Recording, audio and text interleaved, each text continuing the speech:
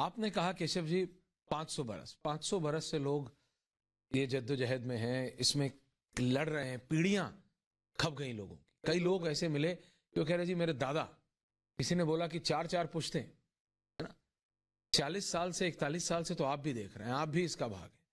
अशोक सिंघल जी, कल्याण जी, कई लोगों का नाम आता है कि उन्होंने क्या क्या, कैसे कैसे, कब कब क्या किया। अब जब आप इसके साक्षी बनेंगे, रामलला का जो भव्य मंदिर 22 तारीख को बनने जा रहा है, आपको कैसा फील होता है, महसूस होता है? देखिए, मेरी फीलिंग शब्दों में व्यक्त करना संभव नहीं होता है, लेकिन मेरे लिए ही नहीं, मेरे जैसे कोटि कोटि राम भक्तों के लिए मैंने कहा ये अलौकिक, अद्भुत और आध्यात्मिक क्षण है। रामलला को रामलला जन्मभूमि में उस स्थान पर जो मान्यता के अनुसार जहां रामलला का जन्म हुआ था वहां विराजमान होना ये असंभव था। इसे संभव करने का काम श्वेत वस्त्रधारी संत और श्री राम जन्मभूमि आंदोलन के सेनापति पूज्य अशोक सिंघल जी, जो का शरीर यहाँ पर उपलब्ध नहीं है, लेकिन वह यह अलौकिक दृश्य निश्चित तौर से दिव्य लोक में बैठ करके, स्वर्ग में बैठ करके वो जरूर देख रहे होंगे। और इस दृश्य को देख करके उनको लग रहा होगा कि मेरा धरती पर जाना सार्थक हो गया। ये बहुत बड़ी बात है इस पूरे आंदोलन में। मैं 30 अक्टूबर 90 आपको बता रहा हूँ, जब उत्तर प्रदेश में श्री मुलायम सिंह यादव जी की अगुवाई में सरकार थी, कार सेवा की हमारे संतों ने घोषणा कर दी थी। देश भर के राम भक्त कार सेवक अयोध्या की ओर कूच कर चुके थे। मुलायम सिंह जी का उस समय बयान था कि अयोध्या में राम भक्त कार सेवक तो क्या, कोई परिंदा भी पर नहीं मार पाएगा। लेकिन उस चुनौती का सामना करते हुए भी हमारे पूज्य अशोक सिंघल जी बहुत बड़ी संख्या में कार सेवकों के साथ श्री रामलला के जन्म स्थान पर पहुंच गए। उनको गंभीर चोटें आई थी, वो लहूलुहान थे, लेकिन किसी के अहंकार पूर्ण इस निर्णय का कैसे जवाब दिया जाता है, यह सीखा हम लोगों ने अपने अशोक जी से। और उसके बाद तो परिस्थितियां बदल गई। उत्तर प्रदेश में भारतीय जनता पार्टी की सरकार आ गई, आदरणीय कल्याण सिंह जी मुख्यमंत्री बन गए। और जब वह मुख्यमंत्री बन गए तो उनके मुख्यमंत्री बनने के बाद जब हमारे संतों ने फिर से कार सेवा का ऐलान किया तो 6 दिसंबर 92 को मुख्यमंत्री की कुर्सी रामलला के चरणों में चढ़ा दिया। लेकिन कार सेवकों को खरोंच भी नहीं आने दिया। मुलायम सिंह जी में और कल्याण सिंह जी में ये अंतर है, समाजवादी पार्टी में, भारतीय जनता पार्टी में ये अंतर है, राम भक्त और रामद्रोही में ये अंतर है। इस अंतर को समझने की जरूरत है और इसके पक्ष में पूरा देश खड़ा हुआ। पूरे देश का जो समर्थन रामलला के जन्मस्थान पर भव्य मंदिर निर्माण के लिए प्राप्त हुआ, वह सवा रुपए श्री रामशिला पूजन के साथ, वह श्री रामचरण पादुका लेकर के हम लोग गांव गांव में गए। हमारे हुतात्मा बलिदानी राम भक्तों की अस्थियां लेकर के गांव गांव में हम लोग गए। हम राम पताका, राम प्रसादम लेकर के घर घर गए। और पूरे देश को जगाने में जो मतलब मौका मिला, जिसमें मैं मानता हूं कि भगवान बजरंगबली जी स्वयं प्रकट होकर के राम जी का यह सब काम करा रहे थे, माध्यम कोई भी रहा हो, लेकिन उनका जो उत्साह था, उनका परिश्रम था, जो इस लड़ाई को लड़ करके विजय पताका फहराने का जो अवसर मिला, वह तो हनुमान जी की लीला थी। इसके अतिरिक्त मैं समझता हूं कि हम कहें कि हमने कुछ किया है, किसी और ने किया है, वो लीला भगवान श्री राम की कृपा से है।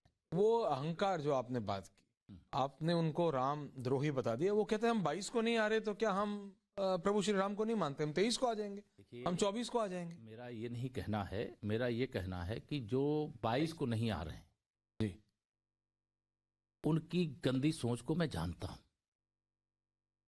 उनके राम जन्मभूमि पर मंदिर निर्माण के बाद जो प्राण प्रतिष्ठा समारोह हो रहा है, उससे अलग होने का उनका लक्ष्य क्या है, कौन सा वोट बैंक वो साधने की कोशिश कर रहे हैं, ये मैं समझता हूं।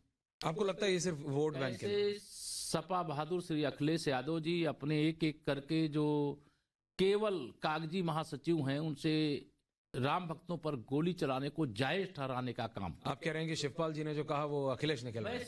उसके अलावा देखिए, श्री अखिलेश यादव जी के कहे बिना ये सब रट्टू तोता है, एक भी शब्द बोल नहीं सकते। जो कहा जा रहा है वो बोला जा रहा है, और अगर बोला जा रहा है उसके बाद कोई कार्रवाई नहीं हो रही है, तो इससे श्री अखिलेश यादव जी ये कहें कि मैं अयोध्या जा रहा हूं 22 जनवरी के बाद, इसलिए वो बच जाएंगे। तो प्राण प्रतिष्ठा समारोह 22 जनवरी को होगा। निमंत्रण प्राण प्रतिष्ठा समारोह का दिया गया है। दर्शन तो हर राम भक्त करेगा, आगे करे, करने में किसी को ना रोक थी, ना रोक है, ना कभी रोक होगी। राम जी सबके थे, सबके हैं, सबके रहेंगे, कौन किसको रोक रहा है। लेकिन प्राण प्रतिष्ठा समारोह का निमंत्रण ठुकराना ये राम भक्तों का अपमान है, और राम भक्त इसको बहुत गंभीरता से देख रहे हैं कि ये क्या खेल हो रहा है, इस खेल के पीछे की चाल क्या है, इस खेल के पीछे का वोट बैंक की राजनीति क्या है। लेकिन उनको ये नहीं समझ में आ रहा है कि यह भारत है, और भारत में रहीम भी पैदा हुए हैं, रसखान भी पैदा हुए हैं, और अनेक मुस्लिम भी राम भक्त के रूप में इस अवसर को एक आनंद के अवसर के रूप में देख रहे हैं। अखिलेश यादव अकेले नहीं है, आपने उनको सिंगल आउट किया। कांग्रेस पार्टी है, अजीबोगरीब चीजें बातें करती है। उनके कुछ नेता चुपचाप आए, अयोध्या गए, राम जी के द्वार पे गए, राम की पैड़ी पे गए, हनुमान जी के द्वार गए और चुपचाप चले गए। लेकिन उनके नेता क्या करते हैं?